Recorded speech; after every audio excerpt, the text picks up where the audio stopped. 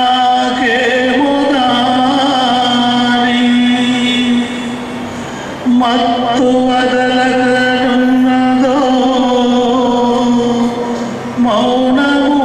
మౌనమూర్తి ప్రేమ మధు విధిగాక ఇంకేమి అగును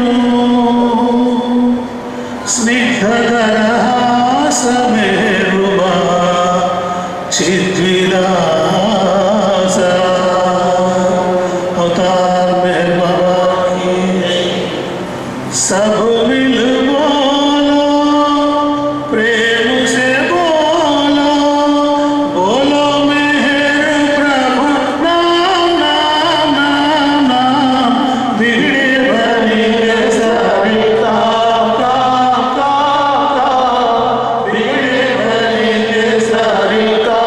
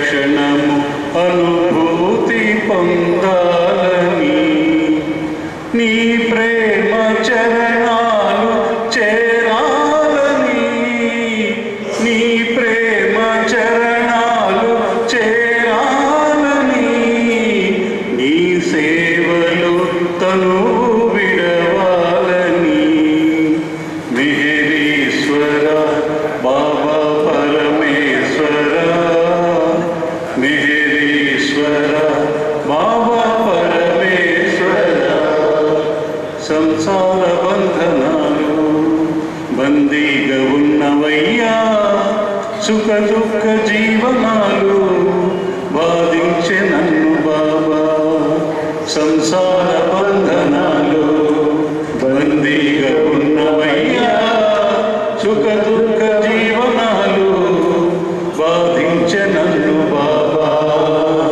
మాయలో కొమ్మరిపించే నిన్ను చేరనీగా మాయలో కొమ్మరిపించే నిన్ను చేరనీగా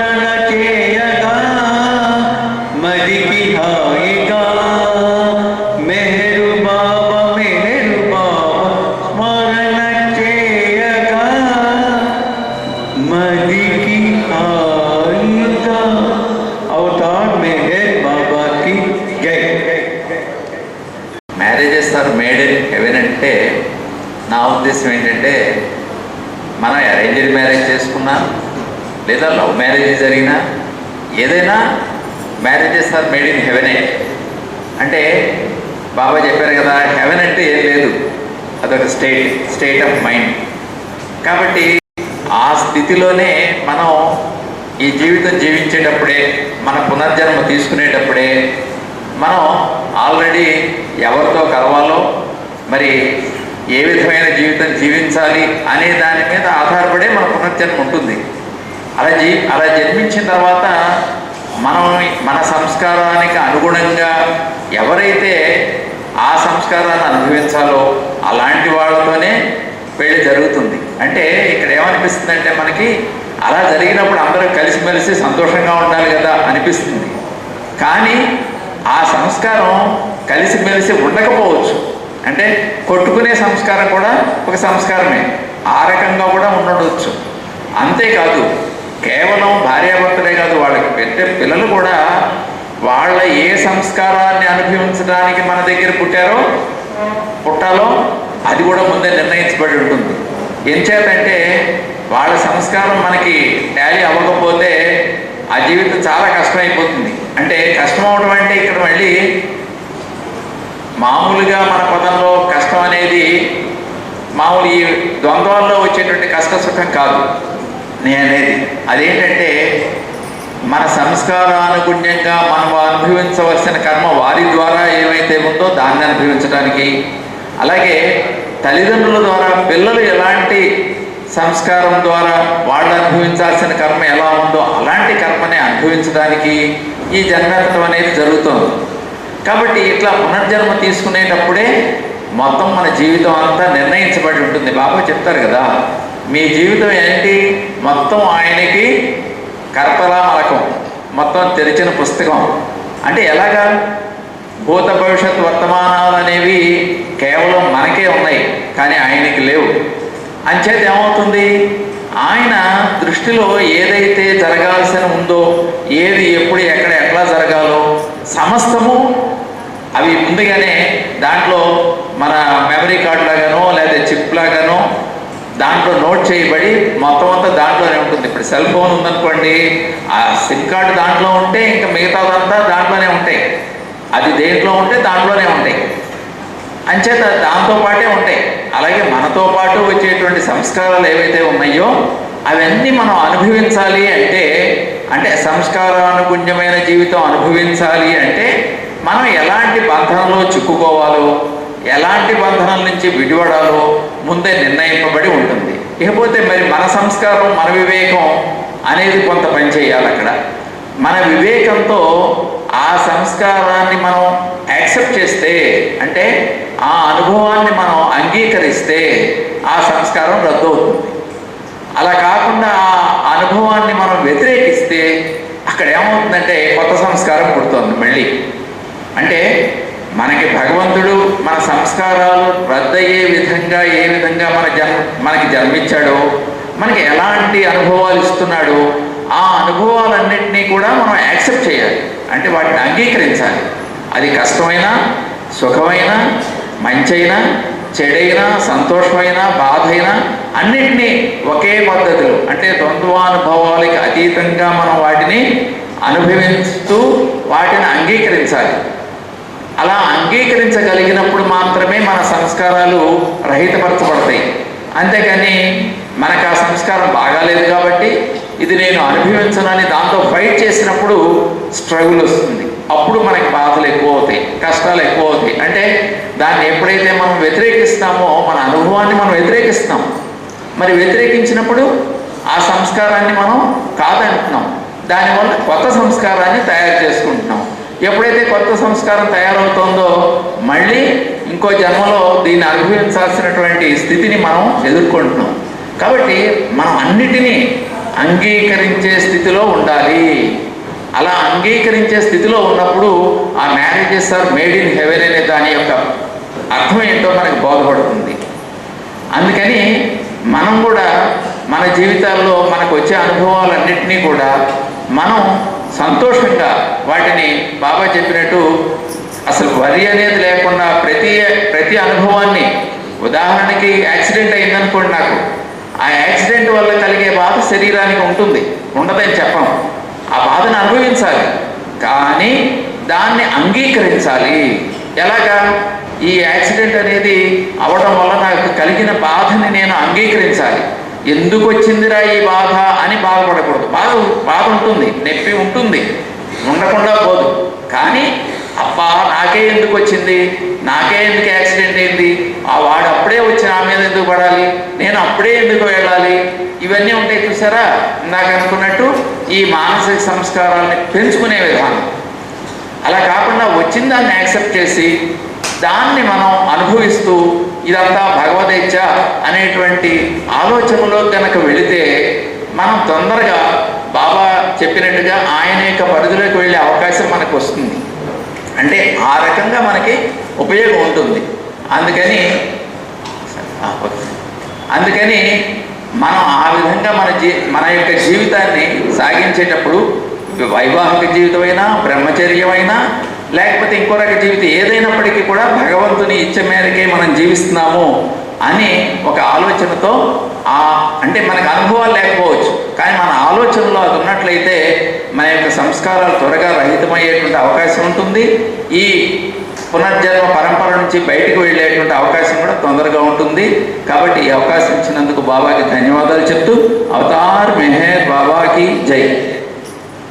అంటే మనం కేవలం ఆయన ఇంకా చాలా డీప్గా వెళ్ళి ప్రసాద్ గారు సంస్కారాల బ్యాలెన్సింగ్, కొత్త సంస్కారాలు రాకుండా ఎలా ఉండాలి అనే విషయానికి కూడా వెళ్ళిపోయి డీటెయిల్గా చెప్పారు ఆయన.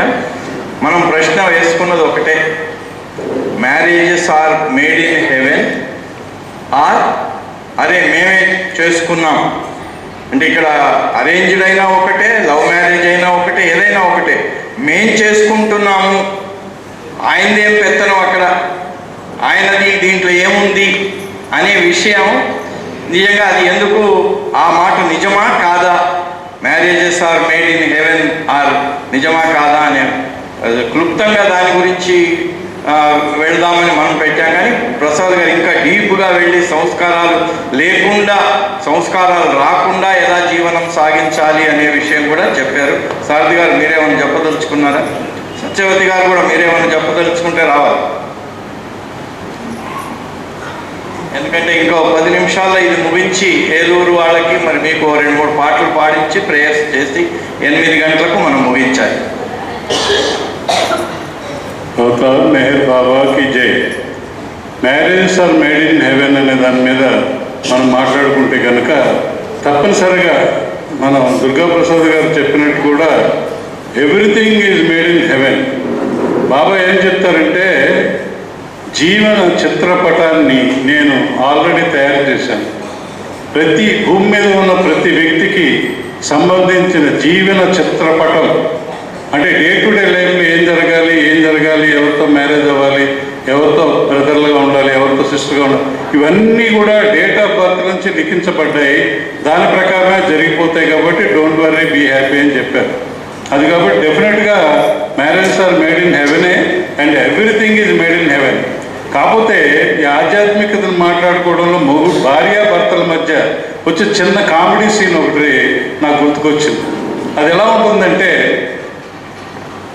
భార్యాభర్తలు ఇద్దరు ఏదో కారణంగా, భర్త అలవాట్ల కారణంగా భార్య అలవాట్ల కారణంగా భర్త ఘర్షణ పడ్డాక వీళ్ళిద్దరిలో ఎవరు మాటగారైతే ఆయన ఏం చెప్తాడంటే భగవద్గీత చెప్తాడు. భగవద్గీతలో కర్మణ్యేవాధికారస్తే మా ఫలేషు కదాచన మా కర్మ ఫలహేతుర్భూ మాతే సంగోత్స కర్మణి అని చెప్పేస్తే భర్త ఏమనుకుంటుందంటే, వీడి దుంప దగ్గర వీడి కన్వీనియన్స్ కోసమని ఆధ్యాత్మిక బోధిస్తున్నాడు అని. ఇది ఎవరికో జరగలేదు, నాకు జరిగింది. నేను ఒక చిన్న తప్పు చేసి మా ఆవిడ ఎదురుగా ఉంది కాబట్టి మా ఆవిడకే చెప్తున్నా. ఇప్పుడు మా ఆవిడకే నేను భగవద్గీత బోధిస్తే ఈవిడ అక్కయ్య గారితో ఫోన్లో మాట్లాడుతూ ఉంది, మా ఆయన చాలా మంచి అయినా నేను అపార్థం చేసుకున్నాను, ఆయన భగవద్గీతలో దానికి కారణం చెప్పాడు అని. వాళ్ళ అక్కయ్య గారు వచ్చి పిచ్చి మొహందానా, నీకు భగవద్గీత చెప్పి మోసం చేస్తాడు నేను మీ ఆయన, ఆయన చేసిన తప్పులని భగవద్గీతలో ముసుగేసి కప్పుకుంటున్నాడు. ఆధ్యాత్మికతగా బొంగు లేదు. ఆయన చేసిన తప్పుని నేను పెట్టి కడిగేది. అంటే ఇది మ్యారేజెస్ ఆర్ మేడ్ ఇన్ హెవెనే, జీవితమే మేడ్ ఇన్ హెవెనే. కానీ దీంట్లో మనం మనకు తగ్గట్టుగా దీన్ని మార్చుకొని చక్కగా నవ్వుకుంటూ ప్రయాణం చేసుకుంటే, ఇప్పుడు నేను మావిడికి చెప్పేశాను కాబట్టి మావిడ నా భగవద్గీత ఇంక విందు అని అనుకుంటున్నాను. 70 ఏళ్ళు వచ్చి ఇంక పెద్దగా టైం లేదు నేను వింటానికి కూడా. కాబట్టి ఇది ఒక బాబా ఇలాగే అంటారు, ఒక హాస్య ధోరణిలో జీవితాన్ని సాగించుకుంటూ వెళ్ళిపో. ఇందాక ఒక చిన్న వర్డ్ ఒకటి మాట్లాడుతుంటే, నిన్న రాత్రి ఒక పాట రాశాను సార్ నేను బాబా సమాధి దగ్గర. ఆ సమాధిలో ఒక మాట రాశాను. అది రాశాను అంతకన్నా రాయించాడు అంటే కరెక్ట్. అది ఆ మాటలో ఏమన్నారంటే, తీరనిది ఏది ఉండదు కనుక కోరికలేవి వలదంటాడు అని రాశాను. అయితే శ్యామల్ గారు నన్ను ఇమ్మీడియట్గా క్వశ్చన్ అడిగారు, తీరనిది లేకపోవడం ఏంటంటే గోల్డ్ అని తీరను ఉన్నాయి కదా, వాటి సంగతి ఏంటో చెప్పండి అన్నారు. అంటే అమ్మ తీరనిదేవి ఉండదు కనుక అంటే నీకు ఏదైతే తీరలేదో అవి నీకు కావాలనుకో అన్నా. ఆవిడ వెంటనే అన్నారు, బ్రహ్మాండమైన ఎక్స్ప్లెనేషన్ ఇచ్చారు మీరు. ఎందుకంటే మనకి తీరని కోరికలేవి మనకు కావు కనుక అవి తీరవు, అవి తీరని మనకు కావనుకుంటే అక్కడితో అయిపోయింది. అందుకని కోరికలేవి వలదంటావు అని రాయించాడు ఆయన. సో ఇలాగ మ్యాజిక్లన్నీ చేయించడం ఆయనకే చెందును. కాంప్లికేషన్స్ ఆయన ఇస్తాడు, సొల్యూషన్ ఆయనే చెప్తాడు. అవతార్ మెహర్ బాబాకి జై.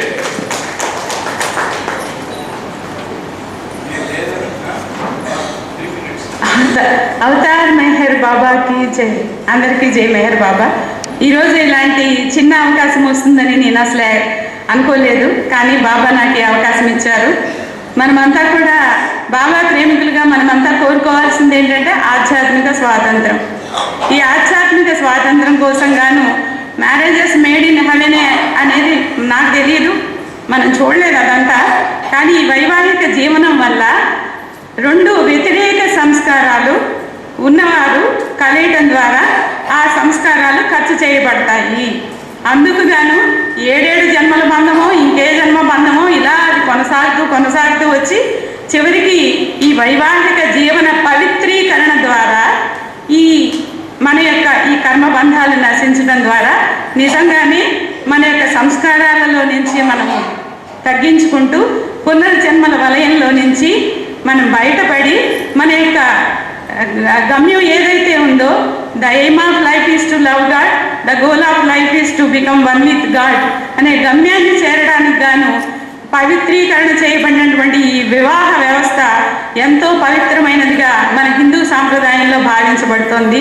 ఆ విధంగా ఈరోజు మనమంతా కూడా ఈ మంచి వివాహ కార్యక్రమంలో పాల్గొని ఈ విషయాన్ని గురించి మాట్లాడుకునే చక్కటి అవకాశాన్ని మనకి బాబా మనందరికీ కూడా కలుగజేసినందుకు, ఈ విషయాన్ని మీ అందరితో నేను పంచుకునే అవకాశాన్ని కలుగజేసినందుకు అందరికీ జై మెహర్ బాబా. రామకృష్ణయ్య గారికి ధన్యవాదాలు. జై మెహర్ బాబా. ఇక మన డిబేట్ను క్లోజ్ చేసే ముందు నేను ఒక చిన్న సంఘటన చెప్తాను. చెప్పి దానికి కంక్లూజన్ బాబా చెప్పిన దాని ప్రకారంగా చేసుకొని మనం మళ్ళీ ఏలూరు వాళ్ళు ఉన్నారు, మరి వీళ్ళు లేటుగా వచ్చిన వాళ్ళు ఎవరైనా 1-2 పాటలు తర్వాత ప్రార్థన ఆరతి చేసి ముగించేద్దాం. బాబా దగ్గరికి జిఎస్ఎన్ మూర్తి గారు మనందరికీ తెలుసు, వెళ్ళి కూర్చొని ఉన్నారు. ఆయన భార్య, వాళ్ళ కూతురు. బాబా ఉన్నట్టుండి ఈ అమ్మాయి ఎవరు అని అడిగాడు. మా కూతురు బాబా అన్నాడు. మీ కూతురా? అవును బాబా మా కూతురే అన్నాడు. అంటే మీ సొంత కూతురా? ఎందుకంటే ఆయన సర్వజ్ఞుడు కదా, అన్నీ తెలిసినవాడు, లోపల బయట గతము ప్రస్తుతము భవిష్యత్తు అన్నీ తెలిసినవాడు కదా. అందుకని ఆయన అన్నాడు మీ కూతురు అంటే మీ సొంత కూతురా అన్నాడు. అనగానే భయపడిపోయాడు మూర్తి గారు. భయపడిపోయి బాబా ముందు సొంత కూతురే అన్నాడు. బాబా అనగానే మీకు పుట్టిన కూతురా? చూడండి ఎంత దాకా వెళ్తాడు ఆయన. మీకు పుట్టిన కూతురా అన్నాడు.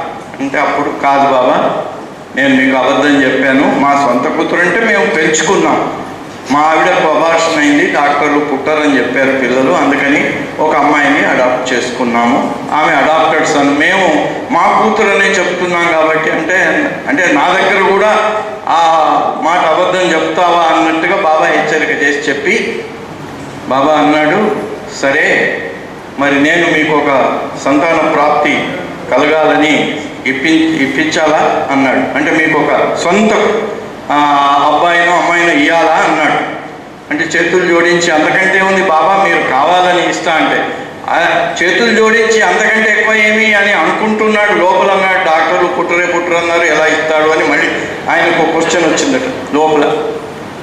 అంటే చూడండి, భగవంతుడు ఆయన సాక్షాత్తు ఆయన ఏది అసాధ్యమైంది కాదని తెలిసినా కూడా మన మనస్సు ఎలాంటిది ఆయన మనస్సులో వచ్చిందట. డాక్టర్లు పుట్టరే మీకు సంతాన యోగం లేదని చెప్పారు, బాబా ఎలా ఇస్తాడో చూద్దాం అనే ఆలోచన కూడా వచ్చిందట. వచ్చిన తర్వాత బాబా ఒక నిమిషం మౌనంగా ఉండి ఏదో అటు ఇటు పరిశీలిస్తున్నట్టుగా చూసి, ఓకే నీకు అమ్మాయిని ఇచ్చాను అన్నాడట. అమ్మాయిని ఇచ్చాను అనగానే ఈయన సరే అమ్మాయి అయితే అబ్బాయి అయితేనేమి, పుడితే కదా అన్నట్టుగా ఆయన మనసులో ఆ ప్రశ్న నడుస్తూనే ఉంది కదా. కానీ ఉమెన్ మండలి వాళ్ళందరూ బాబా అన్నారట, బాబా ఆల్రెడీ ఒక అమ్మాయిని పెంచుకున్న అమ్మాయి ఉంది, అమ్మాయికి బదులు అబ్బాయిని ఇస్తే పోతుంది కదా అన్నట్ట.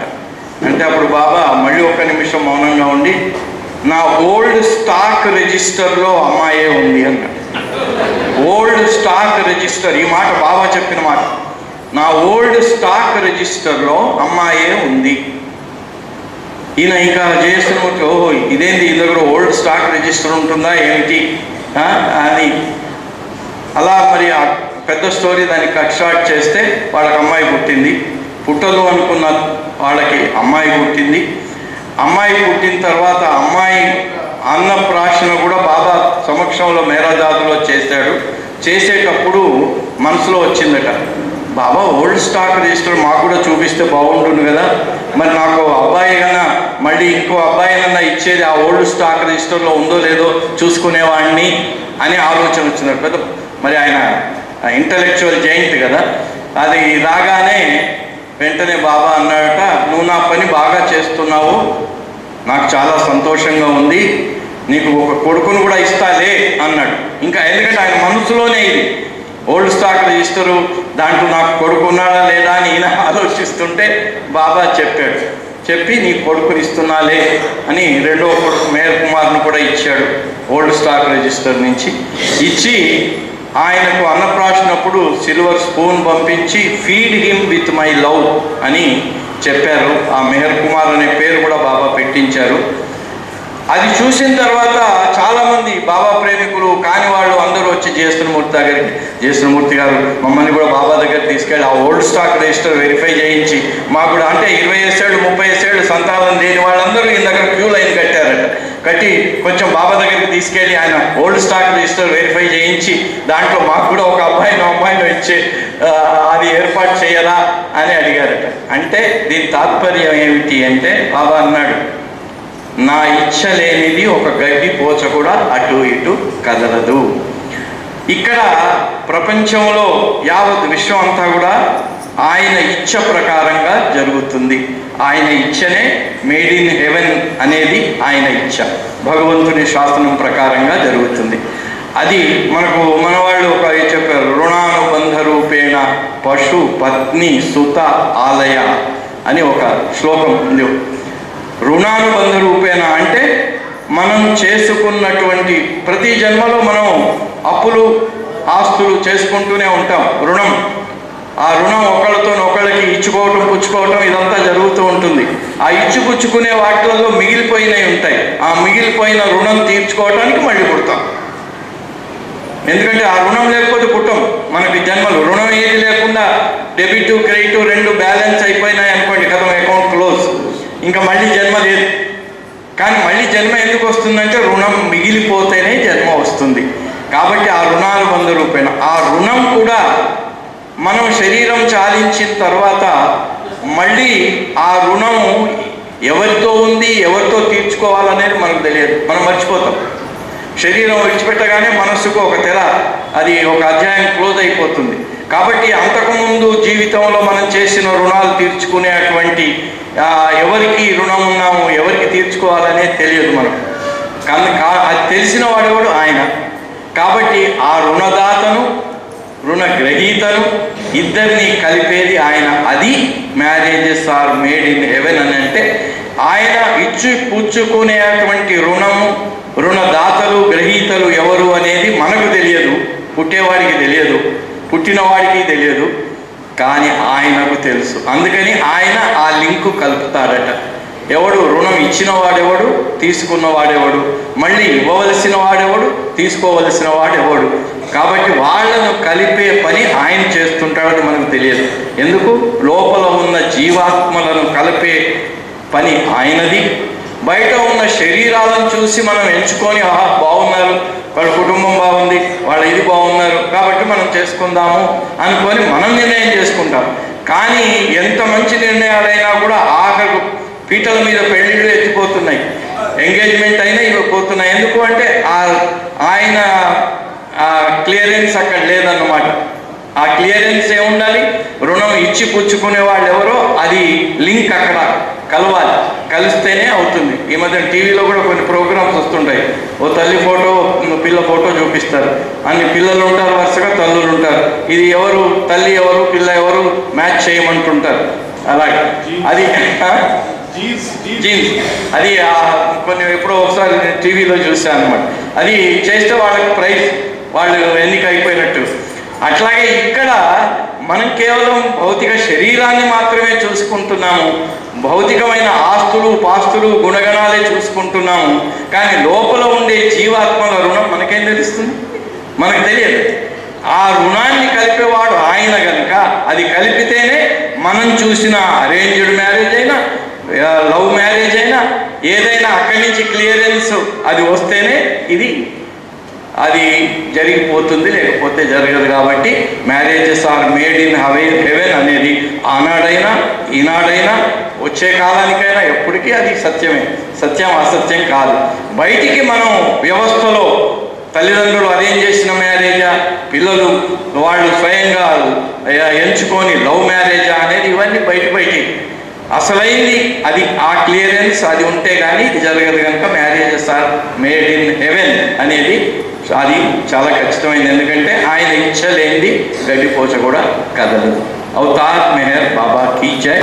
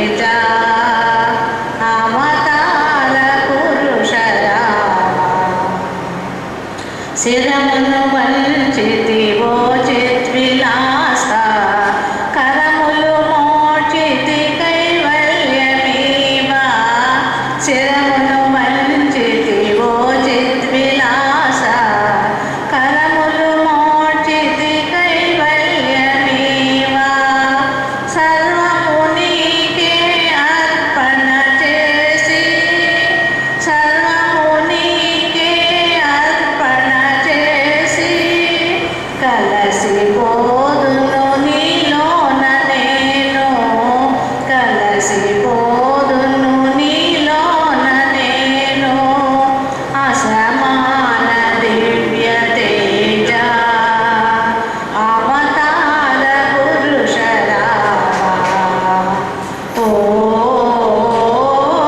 ఓంకార రూపా బాబా అసమాన దివ్య తేజ అవతార పురుషరావా శివుడవు నీవే శ్రీహరివి నీవే బ్రహ్మవు నీవే సర్వము నీవే శివుడవు నీవే శ్రీహరివి నీవే బ్రహ్మవు నీవే సర్వము నీవే సర్వమానవ శాంతి ప్రదాత సర్వమానవ శాంతి ప్రదాత సాధు పోషక శ్రీ మెహరు బాబా సాధు పోషక శ్రీ మెహరు బాబా అసమాన దివ్య తేజ అవతార పురుషరావా ఓ ఓంకార రూపా బాబా అసమాన దివ్య తేజ అవతార పురుషరావా అవతార్ మెహర్ బాబా की जय మెహరు బాబా నౌక సాగిపోతుంది మెహరు ప్రేమ నౌక సాగిపోతుంది అందులో చుక్కాన్ని శ్రీ మెహరా బాబాయే నామము పలికితే నామ సాగిపోతుంది మెహరు బాబా నౌక సాగిపోతుంది మెహరు ప్రేమ నౌక సాగిపోతుంది తెట్టయ్యే పని లేదు తెరచాపా పని లేదు నామము పలికితే నామ సాగిపోతుంది మెహరు బాబా నౌక సాగిపోతుంది మెహరు ప్రేమ నౌక సాగిపోతుంది బీదా సాగలకు ఒక్కటే నామా నామము పలికితే నామ సాగిపోతుంది మెహరు బాబా నౌక సాగిపోతుంది మెహరు ప్రేమ నౌక సాగిపోతుంది ఉబ్బెప్పి మీరు నామెక్కలేరు నామము పలికితే నామ సాగిపోతుంది మెహరు బాబా నౌక సాగిపోతుంది మెహరు ప్రేమ నౌక సాగిపోతుంది జ్ఞానం వల్లే డబ్బు అందిస్తే మీరు ఈ నామ ఎక్కితే సాగిపోతుంది మెహరు బాబా నౌక సాగిపోతుంది మెహరు ప్రేమ నౌక సాగిపోతుంది భవసాగరంలోన పడకండి బాబు పడచలో మనం ఇంకా పైకి రాలేము మెహరు బాబా నౌక సాగిపోతుంది మెహరు ప్రేమ నౌక సాగిపోతుంది Avatar Meher Baba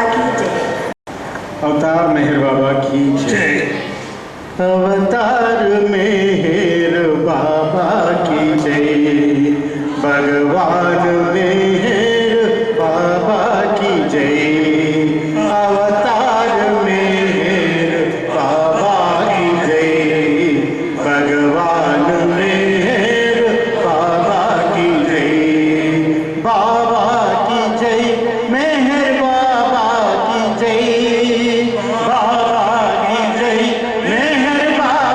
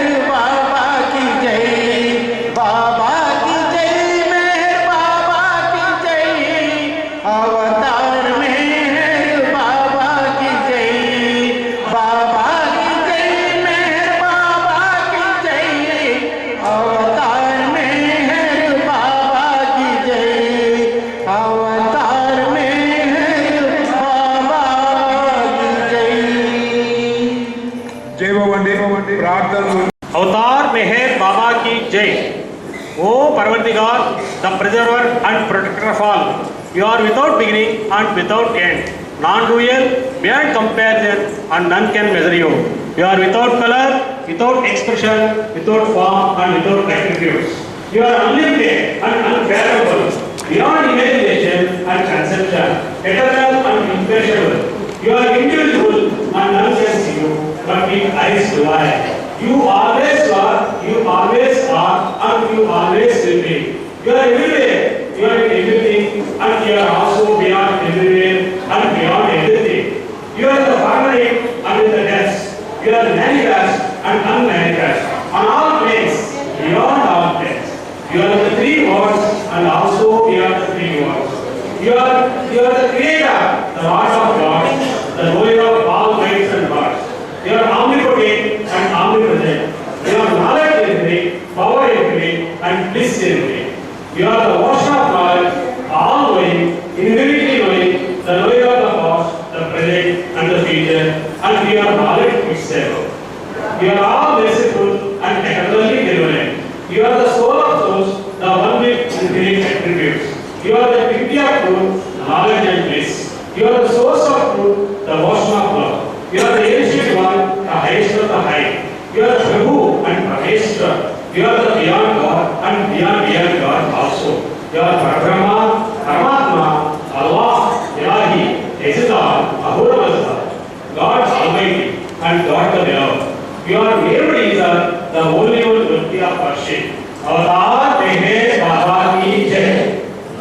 We repent, O God, most merciful, for all our sins, for every thought that was false or unjust or unfair, for every word spoken that ought not to have been spoken, for every deed done that ought not to have been done.